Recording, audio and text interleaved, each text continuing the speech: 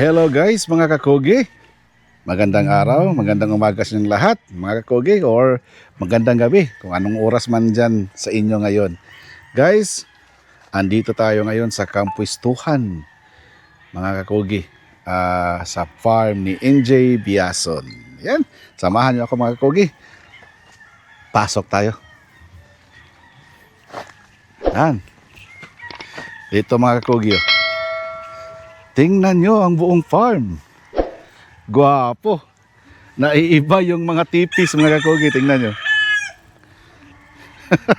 Gwapo, no? Nandun na sila mga kakugi. Nauna na. O nana Kakugi TV. Tara na mag-farm visit tayo. Pasyalan ng mga backyard farms at sabonghero. Sa ating larangan sabay-sabay tayo matuto. Alright. At kilalanin ang mga bloodline at owner ng kada manukan. Good morning. Na ating papasyalan. Afternoon na pala. Boss. Guys, mga kakugi, yung iniidolo natin, si Boss NJ. Boss, kaway-kaway konti sa ating mga viewers. Ayun. Doon. Magandang hapon sa inyo lahat. Mayong hapon. Mayang hapon. Ako. So guys, mamaya konting chicken talk tayo kay Idol. Mga kakugi, meron akong ipapansin sa inyo. Nakakaibang tipi ito mga kakugi. Marami na tayong farm na nabisita. Marami-rami na rin ang na-farm visit natin. Pero this is the first time mga kakugi na nakita tayo na improvise, napakagandang klaseng tipi. Tingnan nyo mga kakugi. Dapuan, tubo, siguro one half yung ano niya, circumference, diameter. Tapos yung shaded area mga kakugi. Ang gamit is parang, ano yan? Taro ba? Paril. O yung drum. Steel drum. Ganito. Tapos pininturahan. Itong klaseng tipi mga kakugi, hindi to pwede sa atin dyan sa Cebu, sa mga lugar na mga maiinit na lugar. Pero dito sa Kampuistuhan mga kakugi, ang lamig dito. Yung mga kabisado sa lugar ng Kampuistuhan, alam natin na grabe ang lamig dito. Kaya okay lang, ganito ang klase na tipi. Tingnan nyo guys, ang linis. Oh. Tapos uniform lahat ang kulay. Di ba Sir Tep? Ang linis. Mga kakugi, pili tayo ng pang broodstock ni Boss Maiko. Oo, Abiliana. kay Maiko Abiliana. Maganda ito. So, national, bagong ano lang. Ka-harvest lang. Oo, ka-harvest lang. Mga So, national born ito. Ubos na lahat ng local, wala na. Ubos na, pati yung early bird. Wala na. NJ Biason kasi, may pangalan. Tsaka National na lahat. pinagkakatiwalaan. National na lahat to. May konti. Guys, mga kakugi, ito, katabi natin si Boss NJ. Boss NJ, matanong boss, Ano yun? paano nyo ba nami-maintain ang ganito kalinis, ganito gandang lugar, boss? Ano eh. Kailangan may pangsahod daw sa tao, may pakain sa tao.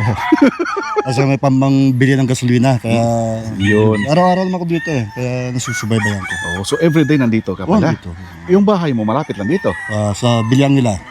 Alangilan. Hindi, sa malapit dun sa bilyang nila. Dun sa may malapit sa Sa city proper city na ba yan? proper. Yung city proper. likod ng NGC. Yun. Sa national government, ano? Oo, likod ng NGC. Tapos, boss, ganitong klaseng tipi, paano mo na picture out to? Kasi parang ikaw lang yata ang naiba na ganitong klaseng Oo, tipi. kasi kung dito, yung panahon dito, hindi masyado nag-init. Tama. Laging umuulan. Mm-mm. At saka pwede yan dito kasi dati kasi yung mga tipi dito, nung nakakita ko dito mga 90s, nakita ko mga farm dito, Mm-mm. talahib yun nakalagay sa kawayan. Oh, talahib. Oo, talahib. Yung kugon, parang Kugon ganun. yun. Mm-mm. Kugon yun. Kugon kaya, yung ako parang, yung drum na yan, Mm-mm. bali isang drum, 6 na hiwa yan.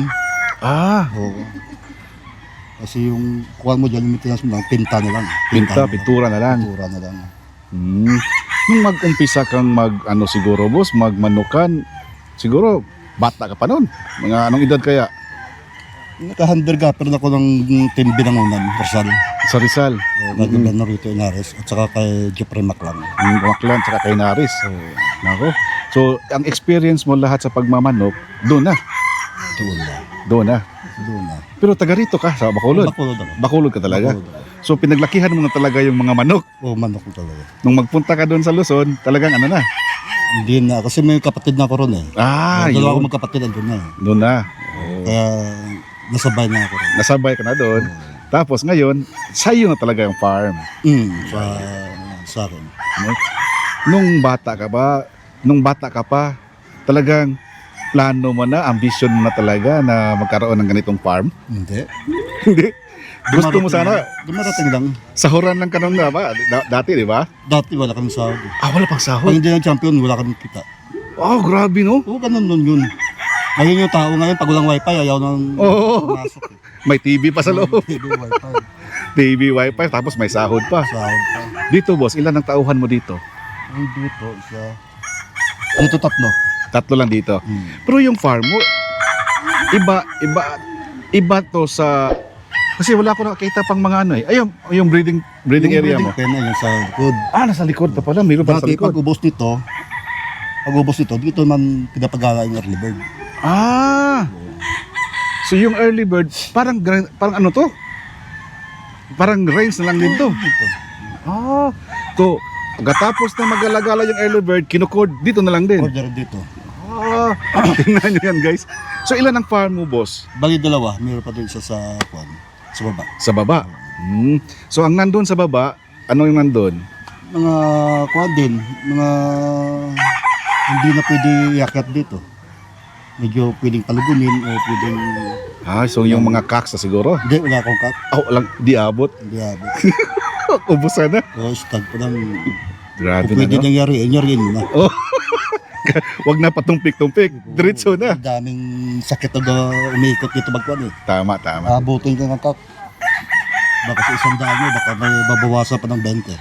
Nako, Oo, sayang. sayang.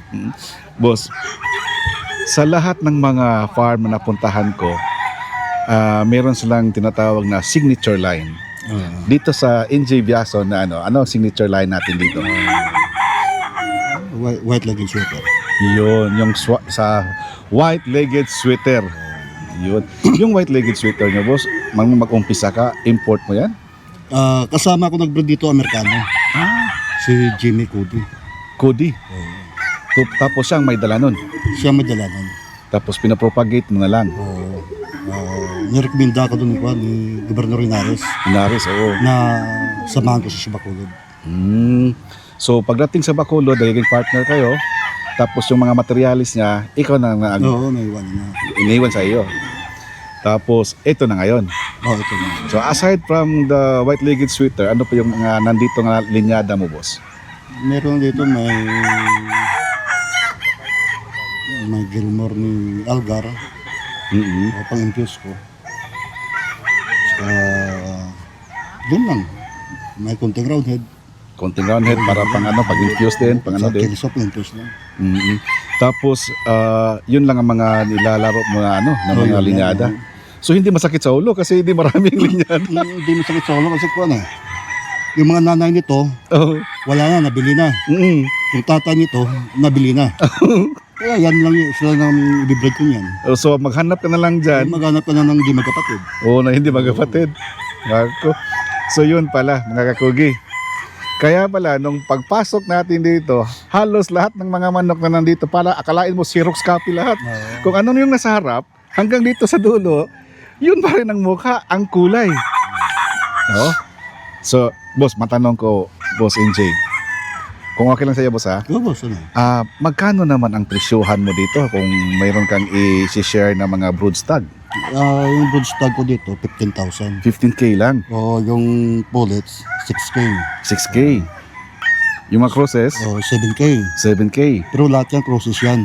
Ito nandito. Lahat yan crosses yan. Pero hindi tayo makapagbenta niyan ng maramihan kasi may utang na yan. May mga pinanser na yan. May pinanser. Itlog lang yan na utangan na. Naku, ganun ba? So ilan na lang kaya dito sa naka-cord ang pwede nating masabi natin na open para sa mga nanonood ngayon? Lahat yan open yan. Ay, okay. Pili ka lahat yan kung anong gusto mo, kung anong gustuhan mo. Basta wag na yung mga ginagamit yung material. Okay. Sa mga broodstock yan. Tapos sa crosses, yun na may mga ilang piraso na lang kaya yan. Yung sa cruises, lahat na may cruises yan. Kaso lang, hindi ako makapagbenta ng cruises. Tama. Kasi kung bayad natin sa tayo, masisira tayo rin. Tama. Yung mga client ko from Luzon, all over the Philippines. Oo, meron ding Indonesia. Tama. Tsaka mga Indonesians pa, no? Guys, yun ang maganda dito sa breeder sa Bacolod. Kasi pag committed na talaga. Oo, masisira tayo. Masisira. Importante sa mga taga Bacolod, mga kakugi, yung pangalan talaga. Nako.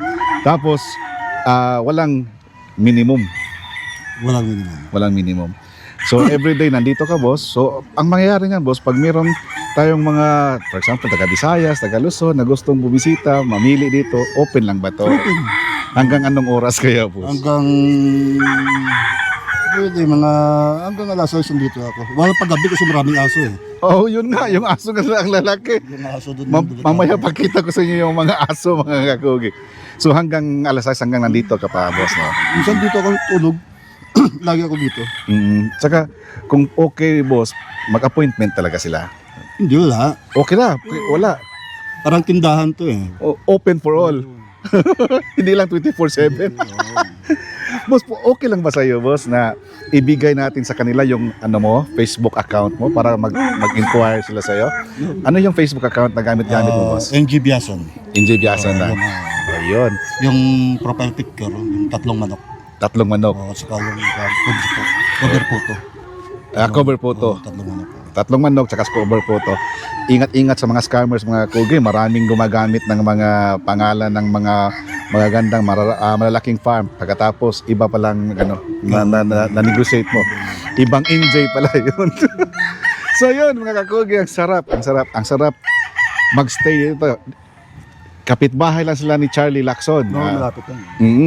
Nakastay tayo overnight doon kay Charlie Lacson, mga kakugi. Ang lamig.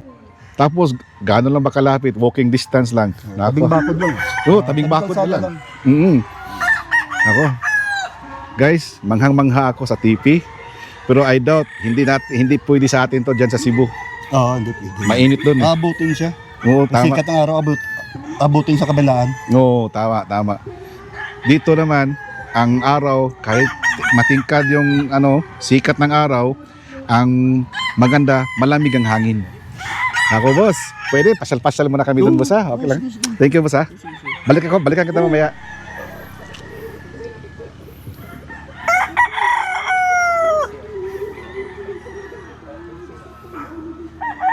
Busal. Okay.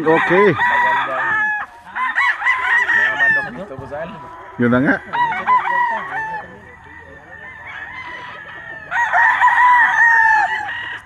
Guys, nandito sa likuran ko, ito yung breeding house.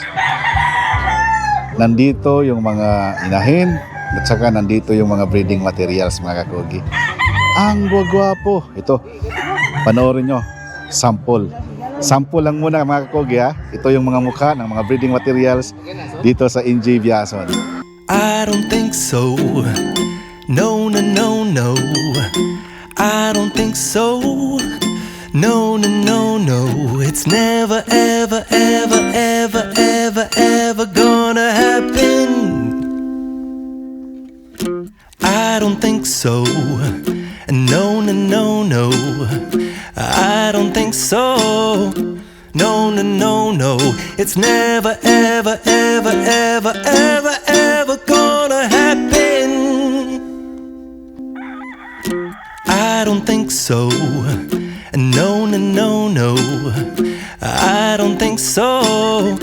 No. It's never, ever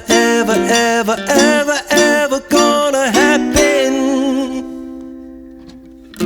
I don't think so. No. Maybe someday you'll have it your way. Maybe someday it'll all work out. Until then, nope. a nope, definitely nope, a nope, nope, a nope. Probably never, ever, ever, ever, ever, ever gonna happen. Oh no. Mga kuhan pa. Mga isang taon pa yan dyan. Bago pa lang talaga? Marunong na kami kumanta. Araw-araw may kanta dyan eh. Oo nga, bidyong-bidyo eh. Pero naman isang taon pa, marunong kami lahat kumanta dyan. Idol, natanong ko, pwede doon tanong. Yung production nyo every year, ilang heads kaya yung mga stags? Baka sa 1,001, 1,002 lang. Yung production nyo? Production. Maintain mo talaga yan? Ito ngayon, medyo konti ngayon to, mga 900 lang to eh. Tapos yung, Kasi nagbagyo nga. yun na, yung bagyo, no? Tapos itong mga na-produce nyo, ilang months lang yan maubos na? Oo, maubos na. Ubos agad yun, no? Ang problema nung naubos, yung pera, di ko malaman saan napunta eh. Yun ang problema. Baka walang ibang pamilya, boss, isa lang. Meron na, sa sabungan, meron akong ilang bag na 2 haligi. Kasi nung isang haligi, siguro baka doon lagi napupunta yung puta eh. Palagi na pupunta. Pero at least bumabalik naman. Ayan. At saka, itong mo boss, mga naka-cord ngayon, siguro 1 month, 2 months, ubos na lahat. Maubos na yan. Hindi naman, may matitira dyan yung mga pinagpilian. Pwedeng palagunin. Itong pag-maintain mo sa mga manok mo, boss, nung sinabi mo kanina na pag nabenta yung yung mga parents, kuha, pili ka na naman bago. Pili ka na ng bago. Always brand new. Kaya mahirap magturo kasi wala nang yung nanay, wala nang tatay. Tama. Pero at least kabisado mo yung mga binibreed mo, no? So alam mo talaga ito na yun. Kung kambing yan, mahirapan tayo kasi umangat tayo. Tama. Sa tagal-tagal ba ng panahon, no? Yun, kabisado na talaga. So, boss, maraming salamat kayo, boss, ha? Thank you so much. Sana, boss, makabalik kami dito, no? Para kwentuhan ulit tayo. Walang script ba? Kwentuhan. So, guys, ito, maraming salamat kay Idol, NJ Biason, mga kakugi. Napag-unlakan tayo ngayon dito. Nakabisita tayo sa kanyang farm. Guys, believe me, trust me. Pagpasyal nyo dito, hindi kayo uuwi na hindi magdala talaga ng manok na mga gwapo. Tapos, nandun sa mga breeding materials, sabi ni boss, pagkatapos i-breeding yon, pwede mo nang i-out. Binta na. Isang isang gana lang. Isang gamitan lang. Gwapo talaga mga kakugi. So yun mga kakugi, maraming salamat sa panonood ninyo. Hanggang dito na lang muna ang episode na ito. Tandaan palagi, pag may sipag, may aanihin. Sa Bisaya, basta magkugi, dunay maani. Okay. Kakugi TV. Okay. Tara na mag-farm visit Picture tayo. Pasyalan ng mga backyard, farms at sabonghero. Sa ating larangan, sabay-sabay tayo matuto at kilalanin ang mga bloodline at owner ng kada manukan na ating papasyalan. Kada kwento ay may matutunan tayo. It's not assured. Walang assurance na yung labas Yun ang expectation mo. So kailangan mo pa rin dun sa farm mo dahil sabihin mo, sir, bakit ito yung kapatid? Ace. Ace yung mga anak. Bakit itong kapatid hindi tumatapon ng maayos? It's because hindi mo rin alam, sir, yung saan niya kinarga Tama. na babae. Na babae.